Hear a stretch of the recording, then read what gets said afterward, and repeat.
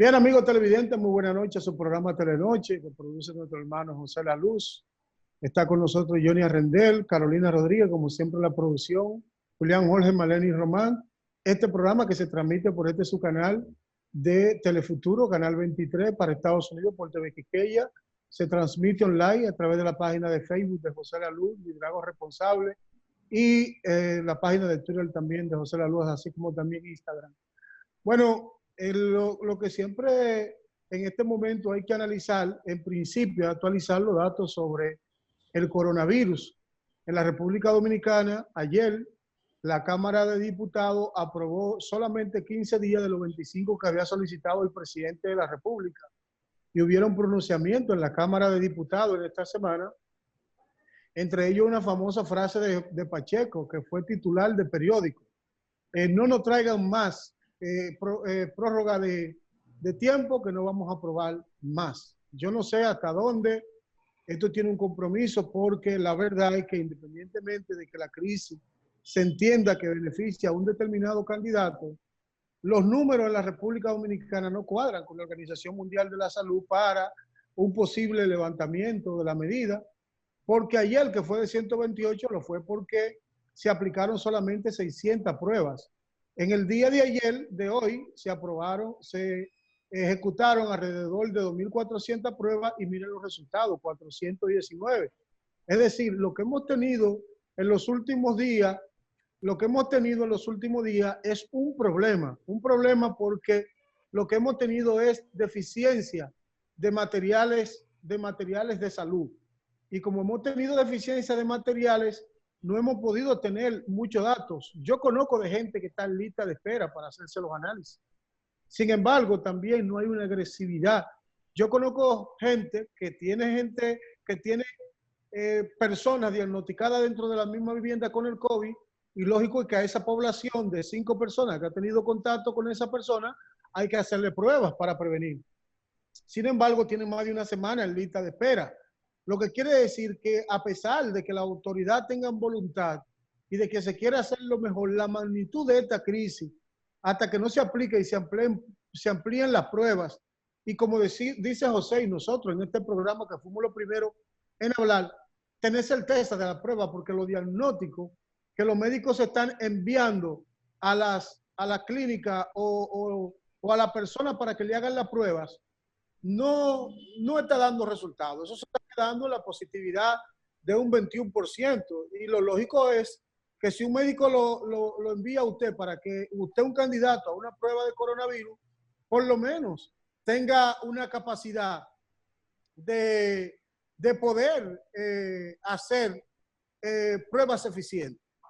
Miren, en el tema internacional, nosotros hemos tenido mucha dificultad en ver lo que está sucediendo, porque aquí en el mundo entero se está hablando de reapertura económica, pero la reapertura económica es en base a las presiones de sectores empresariales, porque la situación que se está viviendo con el tema del coronavirus no es la mejor.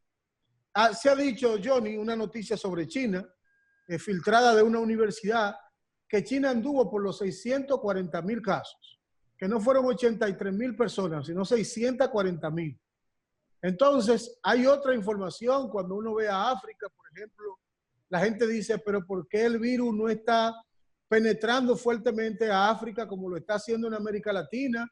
Bueno, porque el virus viene en una especie de cascada. Los países desarrollados primero, América Latina, que luego había llegado, y América del Norte, y luego África, que fue el último continente en llegar el virus.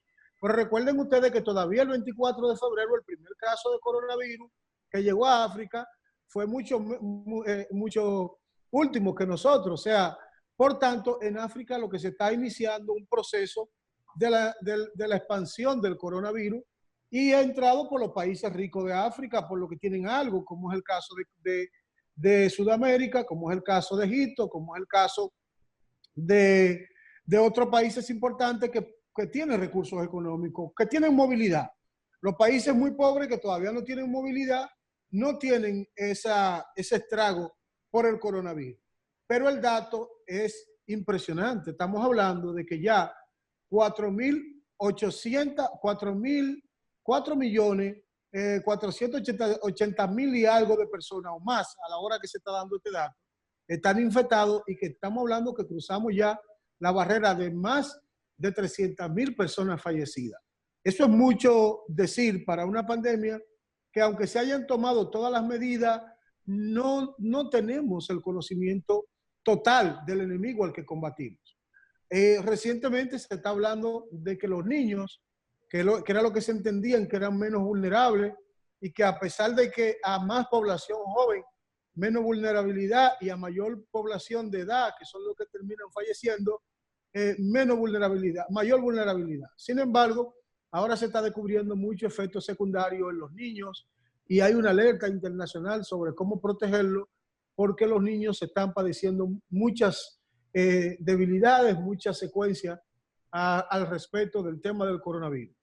En la República Dominicana, que es realmente América Latina, ni decir lo que está sucediendo con el Brasil, lo que está sucediendo igual con el Ecuador y el propio caso de México, entre otros países que están siendo muy afectados por el tema del coronavirus. Por eso yo decía que vamos a hablar más adelante con el tema de la reapertura económica. Entonces, ya la República Dominicana está en una curva que todavía no se puede hablar de fase de la desescala. El presidente había hablado a principio de la desescala o la presidencia. Yo recuerdo haber publicado un tuit porque yo fui partidario en principio de apertura económica, pero apertura económica cuando nosotros no teníamos un modelo de gravedad en el que los casos nuevos no sean mayores que los recuperados. Entonces ahora lo que nosotros tenemos es que los casos nuevos sí son mayores que los recuperados. Y no tenemos, si se quiere, una certeza de poder tener control. Nosotros hemos mejorado ya con el tema de la experiencia, el tema hospitalario. Pero eso pasó con Rusia, eso pasó con Alemania. Muchos países cuando tenían el 40 al 50% de capacidad hospitalaria instalada, ocupada, no pensaban que el virus se le iba a expandir. Sin embargo, en la medida que ha aumentado, entonces también ha aumentado el nivel de personas en cama y le ha dificultado. Entonces esa es la actualización del coronavirus, América Latina en un coronavirus en expansión, Europa un poco mejorando, pero le vuelve atrás, y sobre todo el caso de Brasil, que es el país que va teniendo más casos escalonados. Brasil se está convirtiendo, para mí va a sobrepasar en este mes, va a sobrepasar a España y va a sobrepasar sin lugar a duda a Italia, sin lugar a duda. Hermano Johnny. Bueno, la República Dominicana aumenta sostenidamente el número de pacientes detectados con el COVID y al mismo tiempo la cantidad de decesos, de muertes. Lo que sí se puede observar es que la letalidad, a medida que ha aumentado el número de casos detectados, se ha reducido porque se acerca más a un margen real.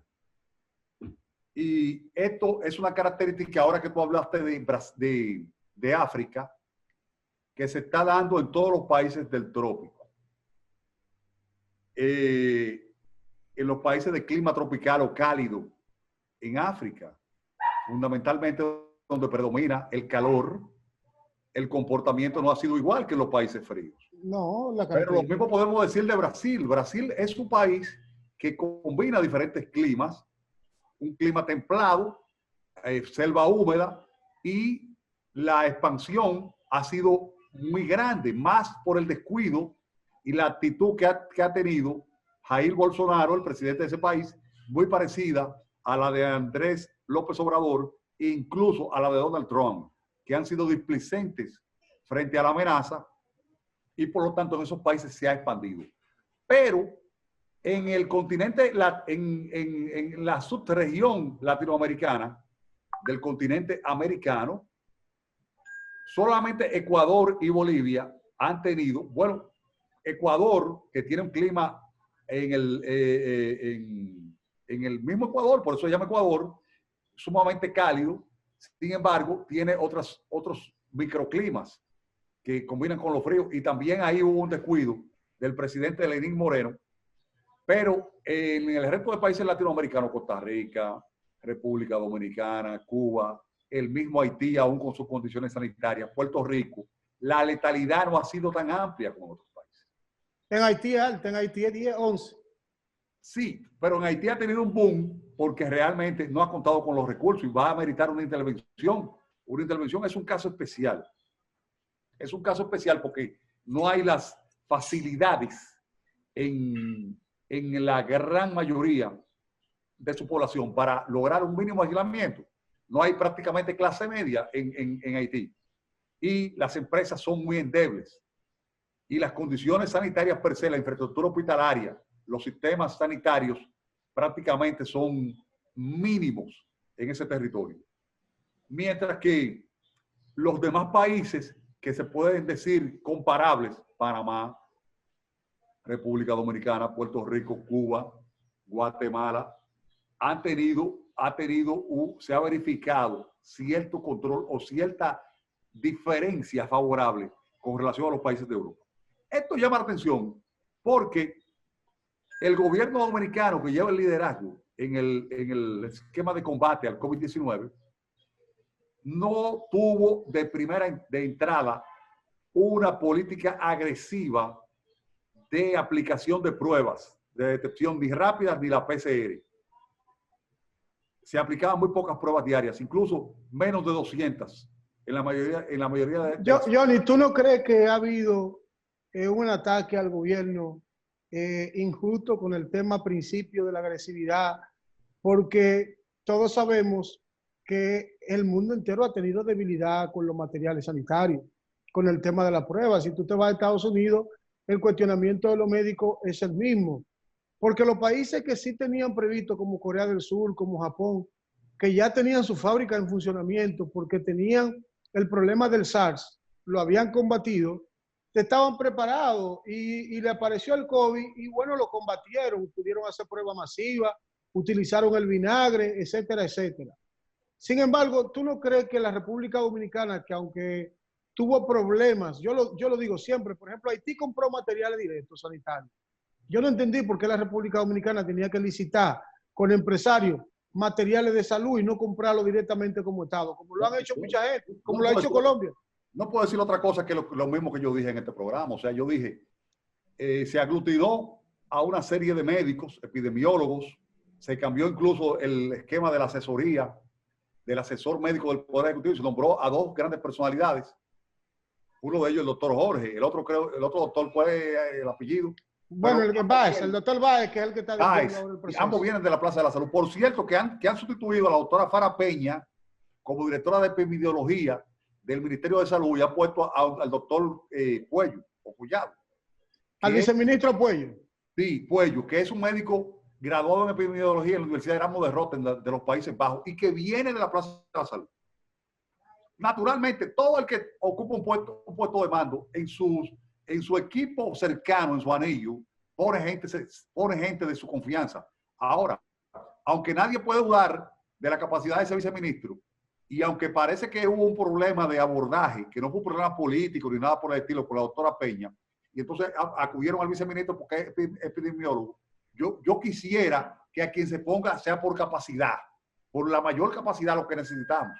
Incluso que se abrieran algún tipo de concurso, que no necesariamente un concurso de oposición, pero sí que haya listas que los grupos que pueden designar, que va, porque realmente el doctor viene, este nuevo incumbente de epidemiología viene del Hospital General de la Plaza de la Salud. Pero te quería decir que no ha habido en el equipo que está enfrentando el COVID-19 en República Dominicana un liderazgo desde el punto de vista del laboratorio clínico.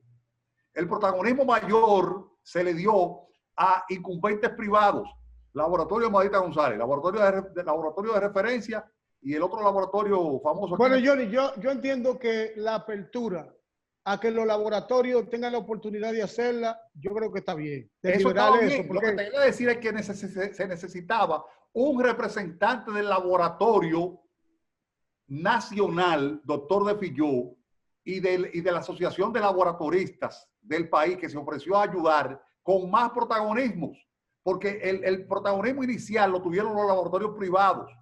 Ellos probablemente querían apoyar, querían respaldar, querían entregarle algo al país, pero a fin de cuentas son negociantes, son negocios. Eso es negocio. No es lo mismo tú tener el ministro de Salud, que es un médico también, pero que está al servicio del Estado, está dirigiendo el sector completo. Tú tener a los asesores médicos, tú tener al director del SNS, que es Chanel Rosa, pero ¿dónde está el liderazgo del laboratorio clínico del Estado y de la asociación en ese frente de lucha? Johnny, con detrás. Con ese cuestionamiento tuyo, vamos a una pausa y regresamos en breve. Ok. Bien, amigos televidentes, de regreso a su programa Telenoche, esta vez plato fuerte, entrevista central con Ivanhoe G. Cortiña, quien es economista, miembro de la dirección central de la Fuerza del Pueblo y quien además es una persona experimentada en la economía dominicana, de superintendente de banco de la República Dominicana, contralor, una serie de posiciones, todas en el área económica, claro, todas en el área económica, que le da la reputación necesaria para tratar el tema que nosotros vamos a compartir en este bloque. A Ivanhoe G. Cortiña, la Fuerza del Pueblo, la Secretaría de Asuntos Económicos han hablado sobre el préstamo de la compra de bonos, compra de bonos que el gobierno ha hecho a la administradora de fondos de pensiones sobre 40,000 millones de pesos. Y le está exigiendo al gobierno que informe sobre el detalle de este préstamo y su uso. Y nosotros quisiéramos compartir contigo como economista tu visión y qué tenemos sobre eso. Ciertamente los economistas de la Fuerza del Pueblo hemos solicitado al gobierno central que dé una explicación en torno a la emisión y colocación directa de 40,000 millones de pesos de bonos por COVID-19.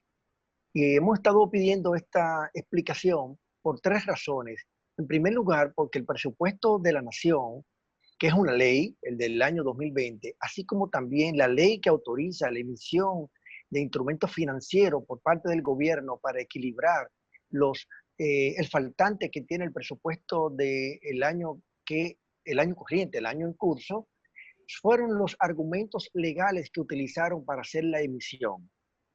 Y resulta que esas leyes fueron aprobadas en el año 2019, cuando todavía no había ninguna aparición ni siquiera de brote del COVID-19, ni siquiera en China, en la localidad de Wuhan, que fue donde se originó inicialmente. Y también porque por el hecho de que el Ministerio de Hacienda ha realizado una operación de colocación directa de estos bonos, cuando lo tradicional, lo más transparente que hay en el mercado de valores es que se haga a través de los puestos de bolsa.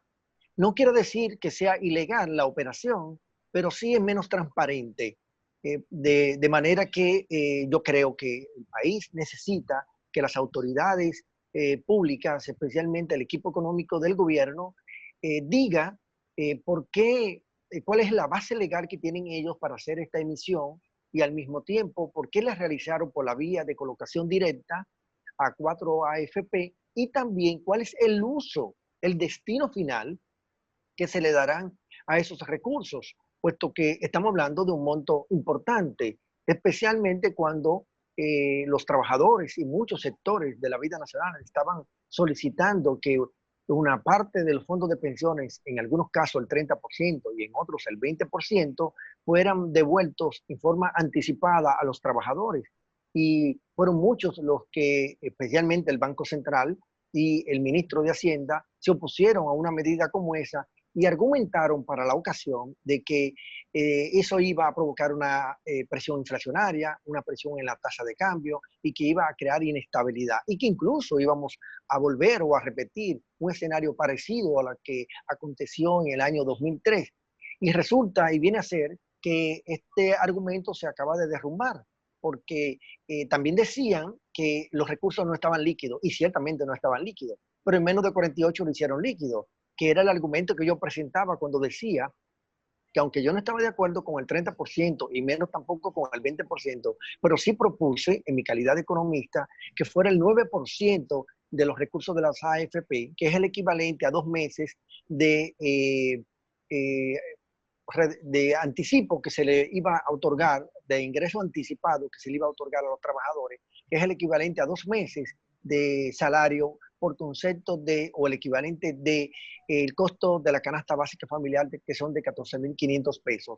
De manera que, como se ha podido apreciar, estos instrumentos que el Banco Central se ha desapoderado en forma anticipada, se hicieron líquido en 48 horas, lo cual el argumento queda derrumbado, y por otro lado, tampoco se va a verificar un incremento en el tipo de cambio ni en la tasa de inflación, porque en el caso de la tasa de inflación tenemos una inflación negativa en lo que va de año, en menos 0.32%, y por otro lado, también estamos teniendo que en todas las economías del mundo lo que se está produciendo es un aumento de la política monetaria de forma expansiva y también de una política fiscal expansiva.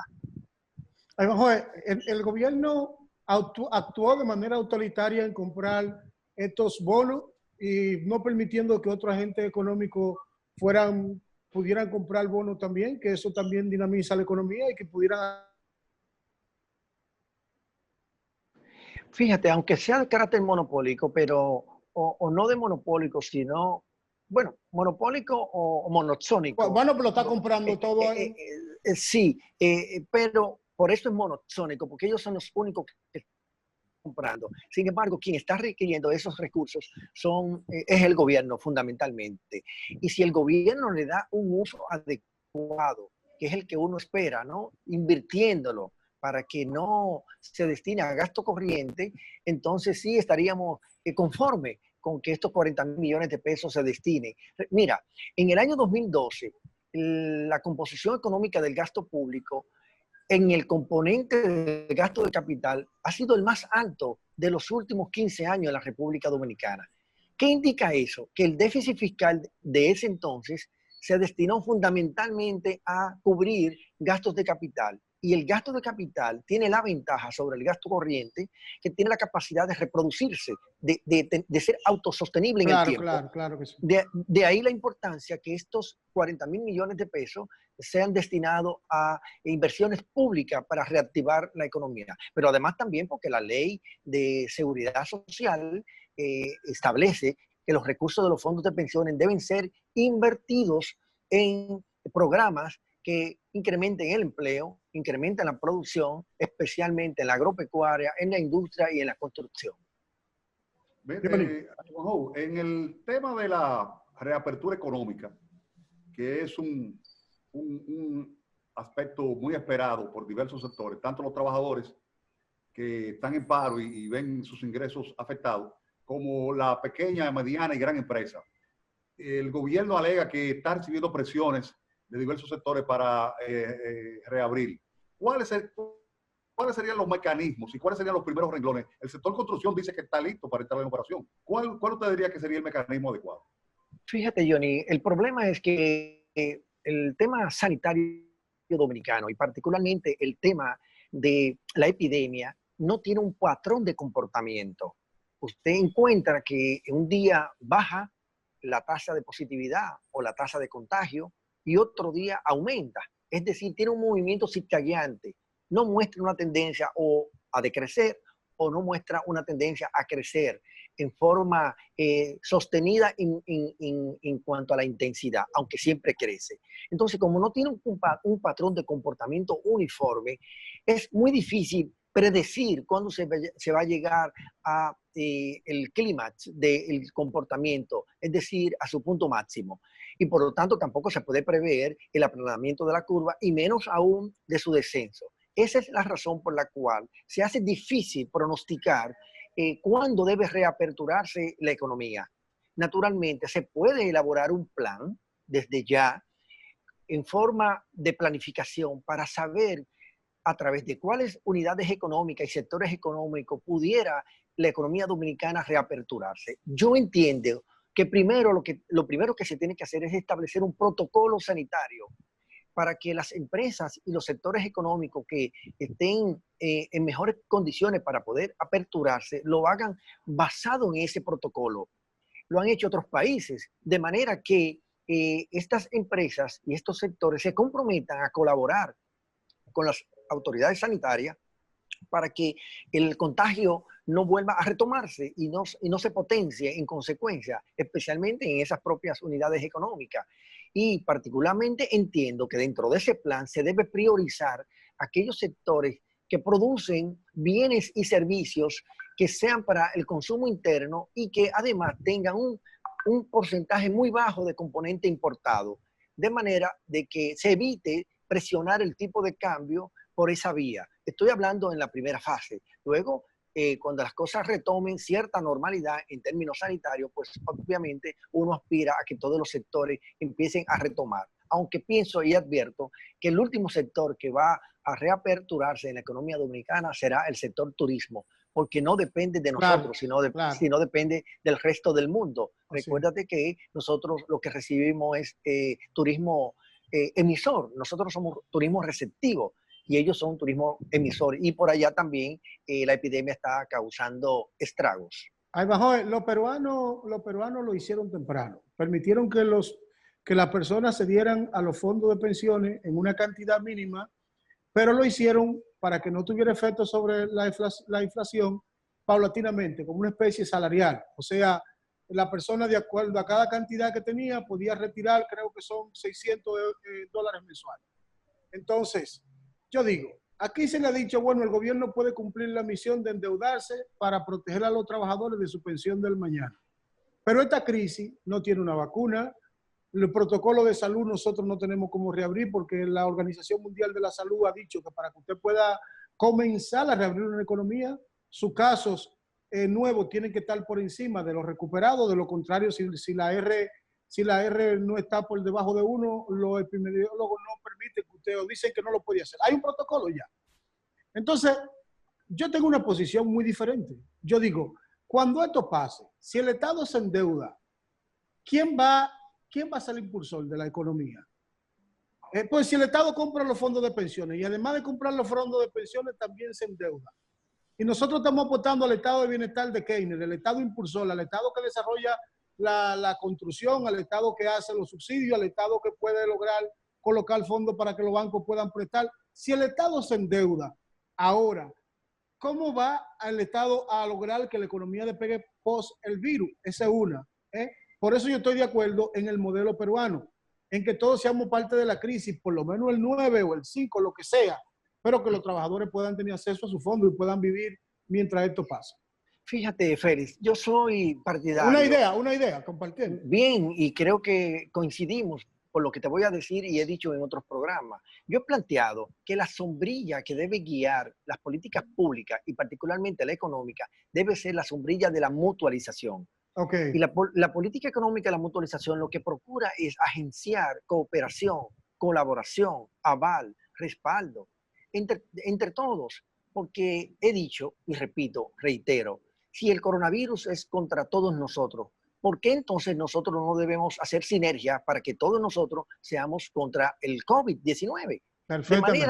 De manera que todos tenemos que aportar en esta crisis. El sector privado, el sector público, los trabajadores, los políticos, los profesionales, las universidades, las escuelas, todo el mundo, la sociedad en general. Y yo creo que cuando los trabajadores, que en un 85% conforme a las encuestas han estado solicitando que se le entregue en forma anticipada una parte de sus recursos, es una forma de ello decir, estamos aportando a la solución de la crisis para que no solo sea el gobierno que cargue con ella o los empresarios, sino que sea una redistribución de la carga para que sea más ligera. De todas maneras, pienso, Félix y Johnny, que nosotros no debemos tener vanidad por los indicadores económicos. Y yo presumo, mejor dicho, que las autoridades están haciendo gala de vanidad con los indicadores económicos. ¿Qué quiero decir con esto de vanidad? Bueno, que están sobreponiendo, que están privilegiando el desempeño de los indicadores económicos sobre el desempeño de los indicadores de salud. Y por eso usted encuentra que cuando han autorizado esta operación de los 40.000 millones de pesos, lo primero que han salido a decir es que la deuda del sector público consolidado no aumenta porque lo que ha habido es un traslado de la deuda que tenía el Banco Central con las AFP a el gobierno central y que el efecto, por lo tanto, es neutro. ¿Qué pasa? Eso está dando una señal de que hay vanidad, de que están más preocupado por este indicador de la presión de la deuda pública sobre el PIB que por los indicadores de salud, cuando son los indicadores de salud lo que debe ser la prioridad de la política pública, que la tasa de contagio disminuya, que la tasa de positividad disminuya y, en fin, que la propagación se contenga. Bueno, Johnny, déjame interrumpirte aquí. Yo, a principio, cuando el Fondo Monetario Internacional hizo las proyecciones de la economía, que la hizo en marzo, yo dije, respetando lo técnico del fondo, que conozco a algunos, dije, aquí se está cometiendo una locura, porque como tú no sabes lo que va a pasar aquí, tú no tienes las variables todavía, proyectar que quién va a crecer y quién va a decrecer a final de año era una locura. Bueno, ¿qué es lo que estamos viendo con el tiempo? Una catástrofe de pérdida del empleo en el mundo entero, hablando de Estados Unidos de 30.5 de millones de parados, hablar en la República Dominicana ya prácticamente de 1 millón de parados. Cuando tú tienes la caída de tus ingresos en su totalidad, decir que una deuda del Banco Central con la AFP y que esa transacción no perjudica, claro que sí, eso tiene un efecto drástico para la macroeconomía. Decir eso es una locura. Entonces, pero hay una situación, que es una pregunta puntual que yo quiero hacer. Si nosotros, ¿qué es en el término del dólar? Y el problema de la devaluación. Si nosotros tenemos una inflación controlada y nosotros vemos una moneda que se está devaluando, que hay banca que la tiene aquí 57.80, 56. ¿Qué está pasando con el dólar? ¿Hay un ataque directo al dólar o la inflación es falsa? Fíjate, Félix, yo creo que es importante que los organismos internacionales e incluso los... ¿Me entendiste bien la pregunta? Perfecto, te voy a responder. Y los organismos locales cuantifiquen el impacto previsible de la crisis económica que ya estamos padeciendo, porque claro, ese es el punto de partida para nosotros saber cuántos recursos estaríamos necesitando para empezar a sortear la situación y reiniciar la recuperación económica. De manera que desde el punto de vista de la información, para tenerla como referencia, para saber qué vamos a necesitar, yo creo que es importante. Luego, claro, si esta estimación quedó por debajo o quedó por encima, no sería un problema mayor. Ahora, ¿qué resulta con el tipo de cambio? El tipo de cambio ha presentado volatilidad en las últimas semanas por una razón sencilla. Las fuentes de generación de divisas han colapsado.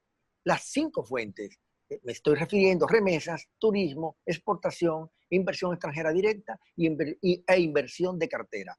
Como estas fuentes que generan divisas se han contraído, pues obviamente, y ante un público que tiene apetito por dólar, por refugiarse en una moneda dura, y también los empresarios se están anclando en dólares porque en algún momento la economía se va a tener que reactivar y van a necesitar dólares, están previendo que es mejor demandar ahora. Entonces, ante poca oferta y mayor demanda, empieza la volatilidad y la depreciación monetaria por ventanilla ya supera el 6% en lo que va de año. Eso significa, por el hecho de que la tasa de cambio hoy viernes se sitúa cerca del 57.85, es decir, casi en 58 por 1. Entonces, eso es una muestra de que hay nerviosismo en los agentes económicos y en el público en general. Es normal. En el caso de la política vinculada a la economía, hay 3 candidatos fundamentales, uno de los cuales usted está vinculado y es el que tiene más experiencia. ¿Qué tan importante sería para manejar un esquema de crisis y post-crisis económica mundial, de caída de los indicadores y de los factores productivos aquí y en el exterior, la experiencia en este caso? Mira, cuando me tocó el rol de supervisor y regulador del sistema financiero, tanto por el lado de capitales con valores como por el área bancaria con la superintendencia, siempre trabajábamos con el tema de la prueba de estrés, como forma de saber si los puestos de bolsa, si los bancos y las entidades de intermediación financiera estaban en capacidad de asumir y de manejar situaciones extremas como la que estamos viviendo en la República Dominicana con el COVID-19. Resulta que el único candidato actualmente que ha pasado esas pruebas de estrés, de todo tipo de pruebas de estrés, de origen de fenómenos naturales, como fue en el año 1998 con el huracán George, con crisis y prueba de estrés local, con la crisis bancaria y financiera del 2003-2004, que Leonel Fernández y su equipo pudo sortearla de manera tal que luego la economía creció a niveles que las economías de la región le tenían envidia. Y luego la crisis de los subprime en los Estados Unidos como epicentro en el 2008 y posteriormente la crisis de los precios del petróleo, que llegó a situarse hasta $130 el precio del barril del petróleo. Entonces, esas pruebas de estrés, Leonel Fernández y su equipo supo manejarla y supo pasar la prueba. Y la República Dominicana no padeció de trastornos mayores porque la experiencia, el conocimiento de Leonel Fernández, que supo liderar a la nación y a su equipo económico y al equipo de gobierno que lo acompañó y colaboraba con él, evitó que el país entrara en recesión económica, que la tasa de desempleo subiera en forma significativa, que se produjera una hiperinflación y que se produjera también una alta volatilidad en el tipo de cambio. Nada de eso aconteció en los gobiernos del presidente Fernández.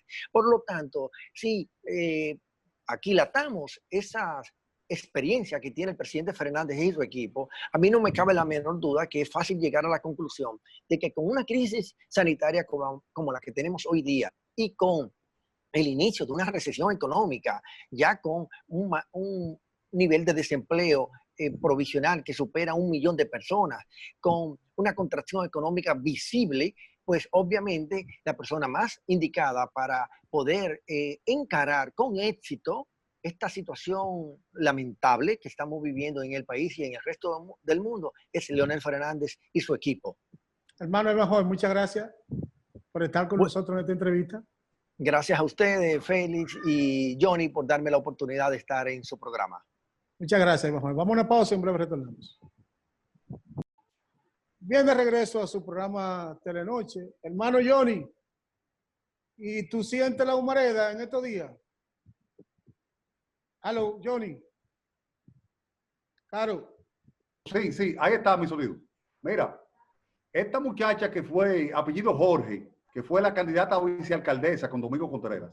Sí. Está haciendo un gran trabajo ahí en el vertedero, desde el programa de proyectos especiales de la presidencia. Bueno, sí. Y yo creo que ciertamente se ha reducido la emisión de ayer se sentía por aquí, por la Núñez con Kennedy igualito. Igualito. La tarde, claro, la tarde fue fuerte. No sé si, bueno, no sé, por aquí en este sector, la Julia, no sé si será la dirección de los vientos, porque viene la brisa marina y tal vez lo aleja. Ojalá yo creo que el PRM ya, a pesar de que eso te bajó Carlos Guzmán, que es el único alcalde del Gran Santo Domingo del PLD, ya el PRM está bajando. Yo creía que Waldi estuviera aquí, pues ya está manejando 10,000 millones de pesos. Ahora, Félix, una pregunta. Ya no puede estar discutiendo eso. Félix, ¿no te hubiera gustado que en medio de una situación como esta, tener una persona experimentada como Domingo Contreras? Claro que sí. Pero yo pienso que el tema, porque Domingo prometía entrarle al vertedero, porque Domingo tiene la misma concesión que tenía en Taramocos. Domingo una persona en ese estilo.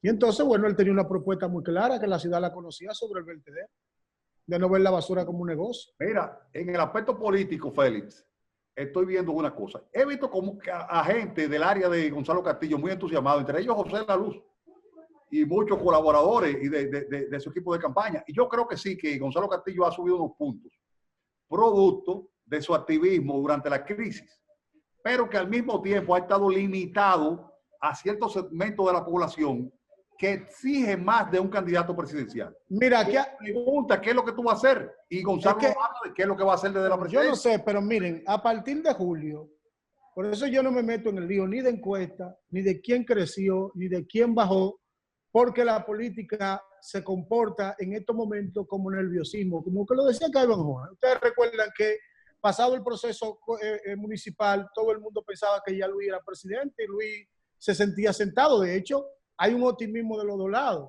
Ya Luis cree que es presidente y Gonzalo también cree que ha crecido. Su estrategia de Gonzalo es correcta.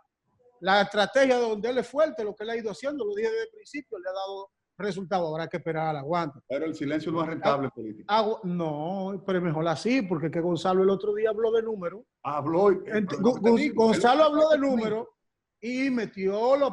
yo tengo, mira, yo soy PLD, pero una de las cosas que yo critico, ustedes recuerdan el tema de Chávez.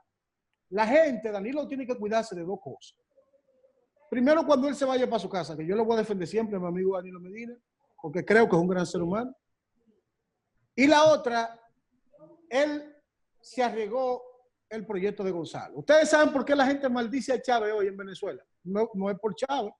La gente maldice a Chávez porque Chávez le dejó a Maduro. A Maduro. Entonces, en la política tú tienes que cuidarte. Un gran error. Los grandes líderes.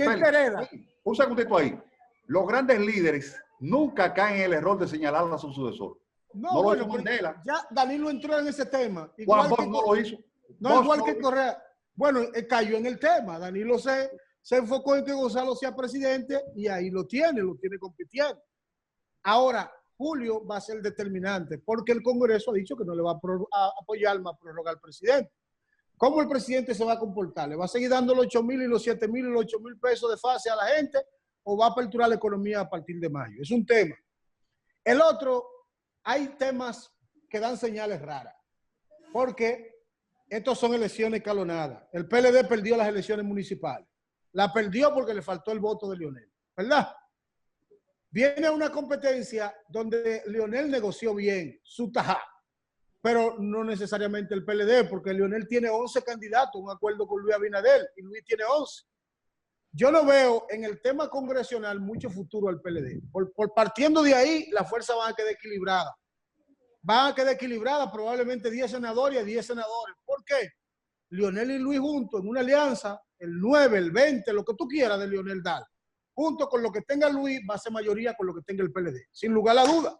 Y si ese voto senatorial se conforma, entonces la alianza Luis y Leonel van a alcanzar más senadores. Por tanto, el PLD de antemano está asegurado de que se iría de su hegemonía del Congreso. No así, habrá que ver el tema de la Cámara de Diputados, como el voto independiente, habrá que ver. Pero en el tema presidencial es peligroso. ¿Por qué es peligroso? Todo el mundo está buscando, granjeándose apoyo. La salida de Amable en Higüey es rara, porque Amable se orejea muchas cosas. Es el último palo de esta semana. Esa salida de Amable está renunciando a ser senador y declarando el senador de la Fuerza del Pueblo candidato, ¿verdad? Senador, porque él sabe que sin el apoyo del PLD, y está obligando al PLD que el PLD elija un candidato de manera rápida ahí, que lo más seguro será Robert de la Cruz, que es higüeyano y miembro del comité político, tendría que ser una figura así. De manera que el panorama político de Julio, hoy, todo lo que las encuestas te están diciendo a ti, todo lo que tú ves hoy, yo no lo creo. Cuando tú me digas a mí, estamos a 20 de junio, perdón, entonces yo te digo a ti, te analizo el panorama. Pero hoy ese sartén, por más que tú lo veas, tiene dificultad en todos lados, porque es que el problema del PLD es la división. El PLD no tiene problema. El problema del PLD es su división. Bueno, yo creo que Luis Abinader no pintaba hasta la división del PLD, la división real, porque estaba dividido de hecho, pero no de derecho. No pintaba como un ganador de primera vuelta. Sin embargo, cuando Leonel Fernández rompe con el PLD, Danilo y Leonel se alejan. Claro. Inmediatamente empieza la posibilidad a redondearse de un posible triunfo de Luis Abinader en primera vuelta. Y efectivamente así se ha mantenido, rondando más del 47% en la mayoría de las encuestas. Yo creo, como dije al principio, que... Johnny, pero rondando más del 46%, ¿en cuáles encuestas? Pero en las encuestas válidas, en Marpen. Pero tú estás creyendo todas las encuestas que se están haciendo. Marpen, Galo. Mira, todas estas encuestas que se están haciendo ahora, a mí no me gusta. No, porque si tú me dices a mí centro económico del Cibao, eso no. No, nunca ha pegado esa, una sola. Pero hay una cosa. No. A Luis, ¿qué quiere Luis? ¿Qué quiere Luis? Lo que Luis quiere es no utilizar a Leonel. Luis quiere ganar en primera vuelta para no utilizar a Leonel.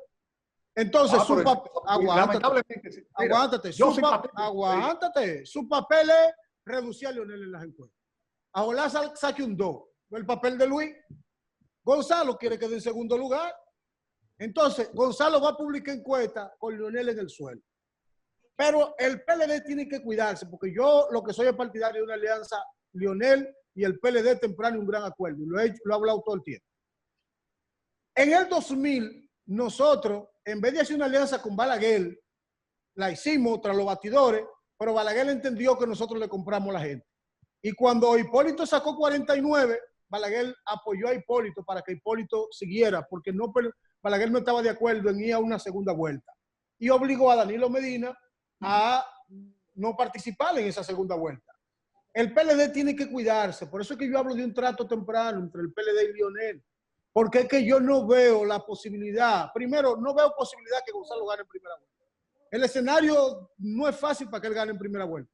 Entonces, si Gonzalo no gana en primera vuelta, en segunda vuelta, ¿de quién va a buscar el voto? ¿De Lionel? Después de este pleito y esta contradicción. Estamos Dice Carolina ya, pero no quiero dejar de decir que el PLD está en una coyuntura difícil con sus candidatos presidenciales y vicepresidenciales. Gonzalo ya cuando habla y comete errores como este de la suma de los números, ya eso empieza a preocupar a los sectores pensantes del país, porque es entregarle la responsabilidad a un hombre que va a tener decisiones muy importantes, cruciales. Y Margarita comete un error cuando dice que ella es mejor candidata que el candidato presidencial. Nunca un candidato vicepresidencial puede decir eso. El candidato vicepresidencial tiene que estar un paso detrás del hermano Johnny, para que el bochismo pueda ganar, tiene que unificarse. Nosotros vamos a una pausa larga y el próximo domingo estaremos una vez más aquí en Telenoche. El próximo lunes.